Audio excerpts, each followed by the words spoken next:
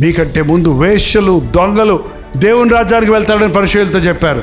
వాళ్ళు దొంగలవని, వేశ్యలవని, వ్యభిచారులవని, పాపులవని, ఎలాంటి వాడవని యేసయ్య రక్తంలో కడగబడినప్పుడు ఇక మచ్చ లేదు, మురికి లేదు, పాత దోషాలు ఇక కనబడవు. ఒప్పుకున్న ప్రతి పాపం కడిగివేయబడింది, తుడిచివేయబడింది. ప్రభు అన్నాడు, నేనే నా చిత్తానుసారంగా నీ దోషములను తుడిచివేయుచున్నాను, మరెన్నడూ నేను వాటిని జ్ఞాపకం చేసుకున్నాను. ఈరోజు మీ జీవితాల్లో ఎప్పటికప్పుడు మీ మనస్సాక్షి దోషారోపణ చేసే ప్రతి పాపాన్ని ప్రభు పాదాల దగ్గర ఒప్పుకొని విడిచిపెట్టండి. మనం ఒప్పుకోవటం మన పని, కడగటం ఆయన పని, శుద్ధీకరించడం ఆయన పని. ఎప్పటికప్పుడు హృదయాన్ని నిర్మలంగా పెట్టుకుంటే ప్రభు ఎప్పుడు వచ్చినా, ఆయన రాకముందే మనం చచ్చినా ఎక్కడుంటాం? పరలోకంలో. నా మట్టుకైతే బ్రతుకుట క్రీస్తు, చావైతే పరలోకం.